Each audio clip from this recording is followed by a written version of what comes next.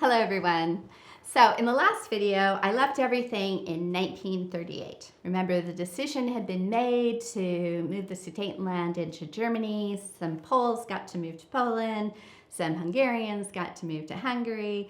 And basically the idea was that war had been avoided, that we had peace in our time, according to Chamberlain. In this video, I want to talk about how 1939 changes all of that, and then also talk about the very first part of World War II. So basically the big whoa, things have changed happens in March of 1939 when Germany invades and takes all of Czechoslovakia. Now that is definitely not what the Munich Agreement had said. And so this is kind of a huge wake-up call to everybody that this is a major problem. At that point in time, Britain and France respond by renewing their agreements with Poland. Basically what they say is that if Germany attacks Poland, they will come in to assist Poland. Now, for Hitler, he doesn't really believe that's going to happen. Now, historically, there are some reasons for why Hitler would assume that the British and the French would not be willing to die to protect Poland. So for Hitler, the other major kind of problem he needs to deal with is the USSR. Because if you're looking to the east, then if he's going to take Poland, the last thing that Germany wants at this stage is to have a big war with the USSR. And so although Nazi Germany is very, very anti-communist, Germany is going to reach out to the USSR and they're going to begin to work on this agreement, the Nazi-Soviet Non-Aggression Pact of 1939. And basically, the public part of this pact said that neither side would attack the other. So if Germany does invade into Poland, that the USSR would not attack and vice versa. Now, we're going to look at this map here for just a second. Because while we have this very public part, there's also a sub-part of this agreement, a secret part of the agreement, which basically is going to divide Poland. So that kind of purple bit on this map is going to go to the USSR, and the other part is going to go to Germany. So why might the USSR have wanted an agreement with Germany like this? Well, there are a few reasons, and historians differ. There's part of the problem we have with this is the ruler of the USSR at this stage is Stalin. And Stalin did not share a lot of what he was thinking. And so part of the problem we have sometimes is we just don't know why he was doing what he was doing. But there are some theories. So first of all, this does allow him to get territory. Now, the territory in Poland that he's going to get is territory that Russia has historically controlled at different time periods. So this would allow him to just come in and take territory without risking a war. And so that's pretty positive. He might also have been wanting to gain time. Remember, way back in the 1920s, when Hitler wrote Mein Kampf, he was very clear that he thought that the Germans should have growing room to the east. So he's not exactly been kind of hiding his idea that Germany might expand to the east. And that would run into the USSR. Hitler's also very open about the kind of subhuman Slavs. He doesn't really see them as Aryan. Well, they're not Aryan, and so they're not as advanced as the Germans are. So at this point in time, in 1939, the USSR is not ready for a war with Germany. Stalin has actually has just arrested a whole set of his officer corps because he's afraid that they were potentially plotting against him. They've not been building up a military the way Germany has. And so one thing this pact would have done is just gained him some time, even if he knew that Germany would eventually break it.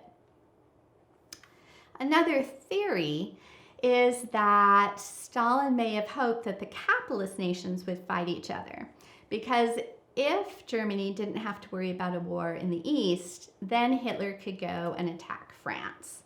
And that would mean the capitalist nations would get caught in a quagmire, which most people assumed would be like World War I, a long drawn out battle that didn't accomplish all much. But that would weaken the capitalist states, which is what communist Russia would want. Now, why did Germany want to do this? Well, they get some territory in the east, and they don't have to worry about triggering off a war with the USSR, which is good in terms of what's happening. This would allow Germany to avoid a two-front war, because now we know that Hitler's already planning to attack France and the nations in Western Europe, but of course not everyone knew that at this stage. So Germany is not really ready or doesn't necessarily want a two-front war either. So with this kind of non-aggression pact happening, each side agreeing not to attack the other, he can shift to the war in the West and not have to worry about this two-front war. And remember, he really didn't think by invading into Poland, Hitler didn't think by invading into Poland that he was actually even going to trigger the war with Britain and France anyways. So basically the kind of viewpoint from Hitler is he can now invade, take the territory in Poland that he's agreed to with the Soviet Union, swing the war to the West, and then quickly conquer the West. So there's a whole bunch of potential reasons on both sides that this made sense. It did shock the world when it came out. What? Here we have these two nations that have definitely fascist Germany and communist USSR. It definitely doesn't make a lot of sense. So the first part of the war then, on September 1st, 1939, Germany invades into Poland as planned. And the British and the French do respond by declaring war. Now, this battle happens, the conquest of Poland by Germany happens very quickly. So by the beginning of October, it is over.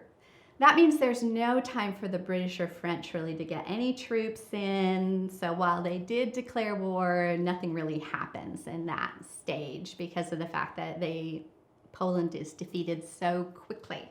So this kind of period then, there's like this kind of, although World War II is happening, sometimes this is called the phony war for a little bit. It's not phony if you are living in Poland, believe me. But it's a little bit of phony war because of the fact the war is on, but not much is happening. There's no additional territory taken at first.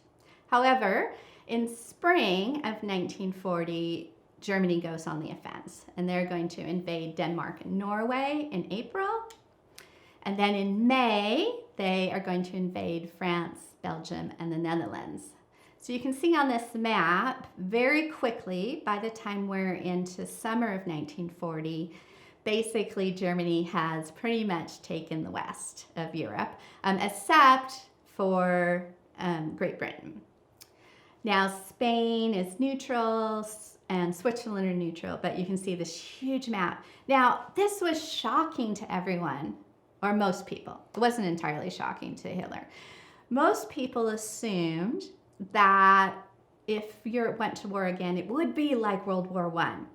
It would be trenches and a defensive war, and that's what countries like France were set up for. But this is not. This is an offensive war. Whoever moves first is going to conquer and conquer quickly. And so this really surprises a lot of the military leadership of how quickly this happens, because this wasn't the type of war they were expecting. We talked about this a little bit before. Oftentimes you assume that the next war is like the wars you've just fought.